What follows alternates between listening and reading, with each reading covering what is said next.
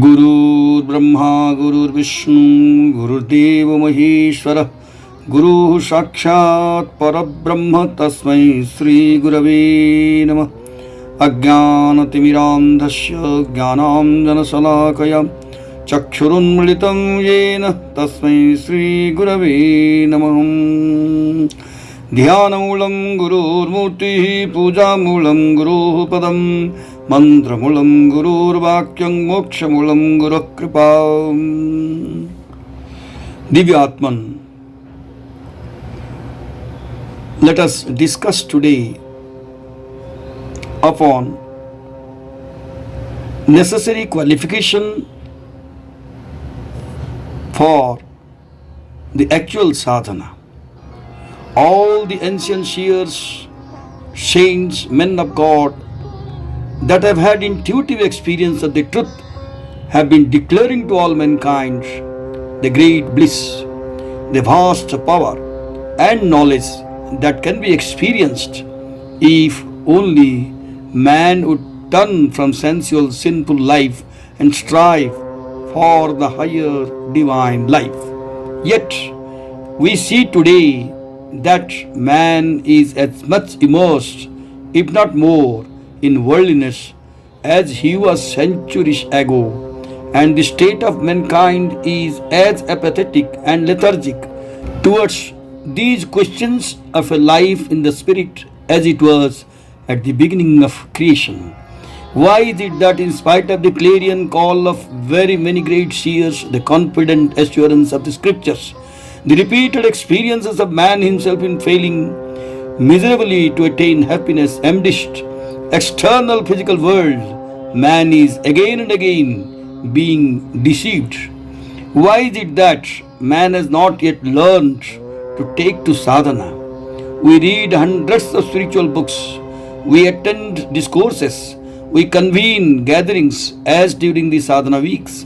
After years of intense study of spiritual books, contact with saints, after hearing these things again and again, yet man doesn't actually do anything because he doesn't have a deep and abiding faith in the admonitions of saints, in the scriptures, in the words of those who have trodden the path and attained bliss.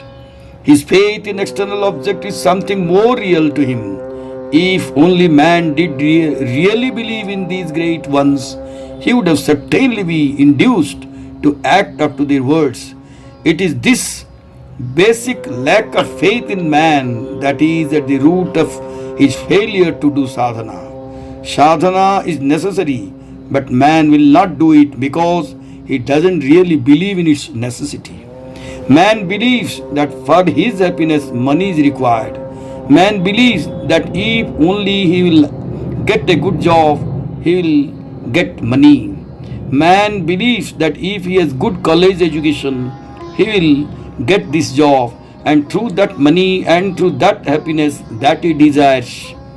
Believing in it, every parent sends his child to school, and from a young age he is taught to believe that if he passes his examinations, certainly he will get a good job, salary, motor cars, etc. The child believes in the words, he studies, passes the examinations, and the remuneration he expects comes.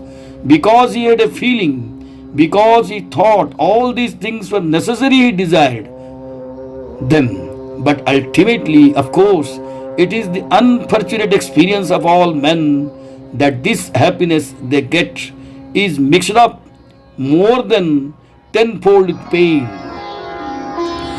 Where man gets an anna of happiness and with it 15 annas of pain, suffering, for which he didn't bargain when he first set about searching for the happiness.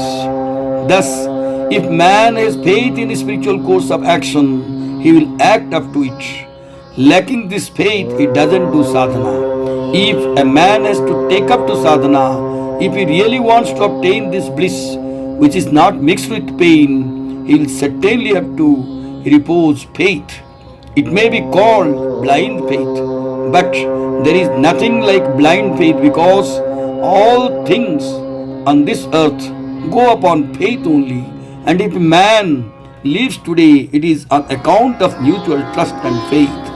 And 10 rupee note is a piece of paper. It is because you have the Ashoka Chakra and sign on it.